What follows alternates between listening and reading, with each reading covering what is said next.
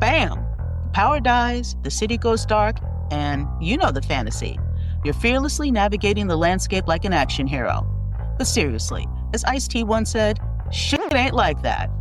I'm going to debunk some myths that are grounded in truth because, let's face it, most of us are more Michael Cera than Bear Grylls. Hi, I'm the Urban Lady Prepper. I help single moms and solo women with practical emergency preparedness. But of course, all are welcome to be better prepared for whatever happens next. Let's be honest for a second. When most folks think urban survival, they often picture themselves as some kind of post-apocalyptic action hero. You know the drill. The power dies, the city goes dark, and bam, you're shouldering a 40-pound bag, looking grim and marching out of town like Rambo. Sounds epic, right? Hollywood-level stuff. But here's the cold, hard truth.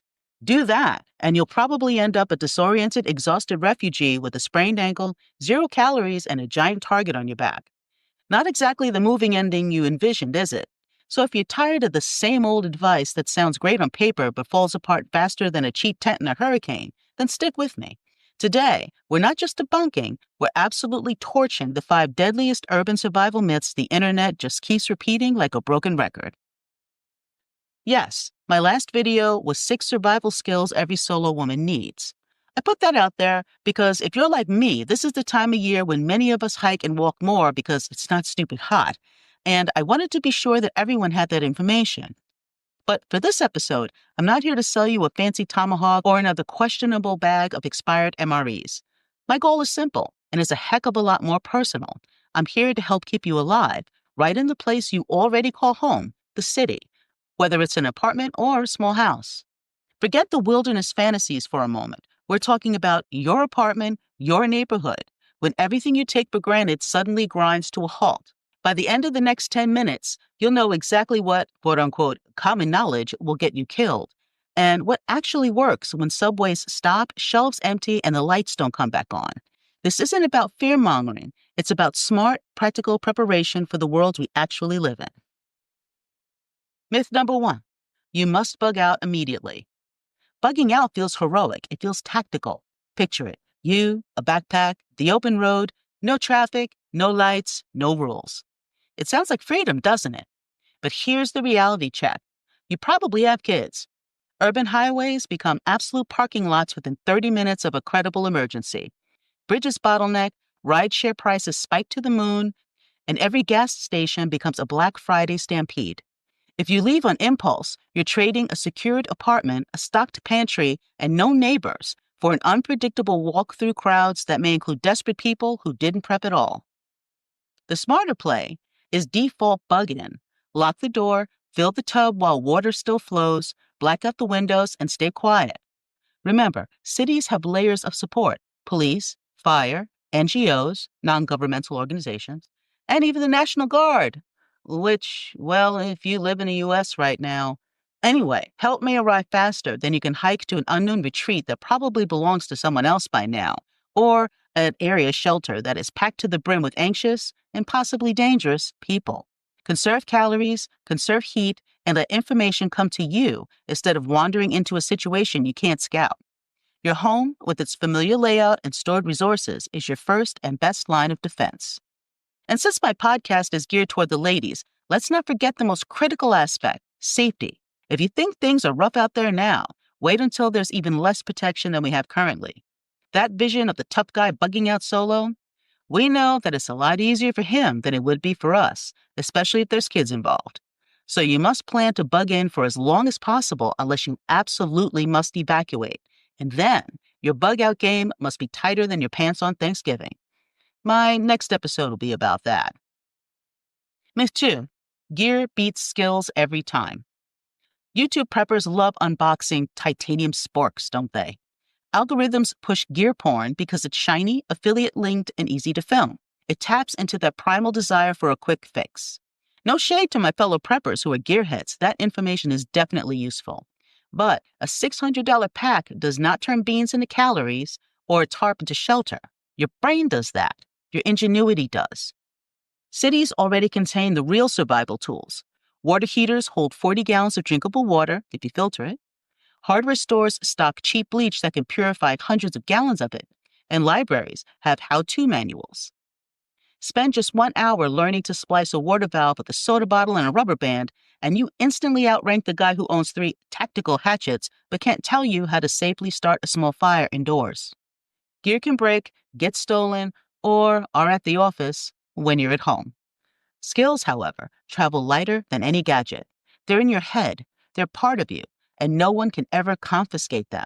They are the ultimate portable survival kit. Myth 3. Disasters are a somebody else problem.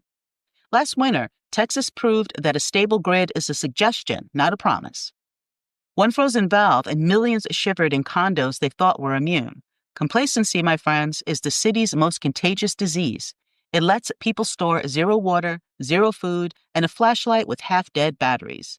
Then the elevator stops, and they suddenly realize apartments don't magically stay 70 degrees. Disasters are brutally non-discriminatory. Heat waves kill more Americans than hurricanes, and brownouts can cascade into week-long blackouts. When I have cursory conversations with people regarding prepping, they'll often say something along the lines of, "Oh, I can't do that," or "Stuff like that won't happen here." What I'm really hearing is that they hope they won't get caught out there with no food or water or need to evacuate. They hope that events like these won't happen where they are. I've never understood people who believe that a tragic event won't happen to them or in their town and are devastated when it does. The belief that bad things happen elsewhere to other people is dangerous thinking that prevents you from being ready should something bad occur. The only way to truly inoculate yourself against this dangerous complacency is to accept a fundamental truth. The next failure will include you. It might not be tomorrow, but it'll happen. Accept that, and you'll actually fill that $2 jug of water sitting in the corner of your kitchen instead of strolling past it. You'll check those batteries. You'll take that small but critical step towards being ready because it's your problem and your solution. Myth 4. Food is your first priority. Food is comforting, so we fixate on it. It's a very primal fear, isn't it? But here's the truth. You can walk about 30 days on stored body fat if you stay hydrated. In the city, water is the urgent variable. One broken main and every faucet becomes decoration. After that comes core temperature. Can you stay warm or cool at night without grid power? Solve those 2 issues, and food becomes a logistics problem, not a survival cliff. You should have water stored, either in bottles or in space-saving packets. Yes, those exist. But if you don't, or if you've run out, start with a simple 3-tier water plan. Drink what's in the kettle, then the hot water tank, then the toilet tank if desperate, after proper treatment, of course. For heat, throw every towel and sheet into the smallest room, add candles inside a wide ceramic pot, safely with ventilation, and you've built a microclimate that buys time without burning the place down. Eat the perishables first, then open the cans. Calories matter, but not on day 1. Prioritize water, then warmth, then food. Myth number 5. You can just ration water. The sip and survive mantra sounds disciplined. Measure every gulp like you're on Mars or something. But here's the grim reality. Dehydration collapses judgment faster than alcohol. Your brain literally shrinks. A far better rule is to drink when thirsty. City landscapes hide sources most people ignore. In offices, there's the water cooler, of course. But did you remember that coffee machines can hold water? The large commercial ones often hold 2 gallons inside their tanks. Vending machine coils collect condensation. There may be a mop bucket or 2 around. Not ideal, I know, but remember, you'll be purifying it. Boil, bleach, or life straw it, but get it into your system instead of nursing a thimble while your kidneys scream. Rationing works only when a resupply date is guaranteed, but in an open-ended crisis, the winning move is active procurement, not monk-level self-denial. Your brain, your body, and your chances of survival depend on staying hydrated and thinking clearly. Drink what you need while figuring out where and how to get more. All right, quick pause, quick favor. If this is making you rethink your entire survival strategy, if it's sparking new ideas and rewiring your old assumptions, then do me a solid. Follow my podcast and socials, and YouTubers, hit those like and subscribe buttons. And more importantly, drop a comment. What's the biggest, most ridiculous urban survival myth you still hear repeated? I genuinely read every comment, and your story might just save someone else from a very bad day. Let's build community of smart urban survivors. So let's quickly recap before these crucial insights start to fade into the background noise of the internet. We covered a lot of ground, and hopefully we've shattered some dangerous illusions. First off, bugging out, it's a tool, a last resort, not some knee-jerk reflex. Your default, your safest bet is almost always to stay put, to bug in, unless your immediate surroundings are literally on fire or actively collapsing. Second, skills unequivocally outweigh gear because skills weigh nothing and can't be confiscated. All that shiny equipment, it's great, but it's useless without the knowledge to wield it. Invest in your brain, not just your backpack. Third, disasters aren't some abstract problem for quote-unquote other people. They are intensely personal. The only way to truly prepare is to act as if the next major failure has your name on it. Fourth, when it comes to urgency, water and shelter fundamentally beat food. Prioritize accordingly. And finally, hydrate smart. Forget the sip and survive nonsense that leads to delirium. Drink when you're thirsty, then proactively, aggressively buy more water.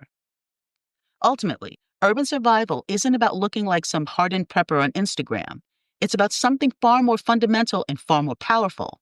It's staying alive, staying sane, and protecting your loved ones in the small house or apartment you already call home. Lock that door, fill that water bottle, learn one new skill this week, and you're already ahead of 90% of your neighbors. Thanks for listening. Until next time, this is the Urban Lady Prepper signing off.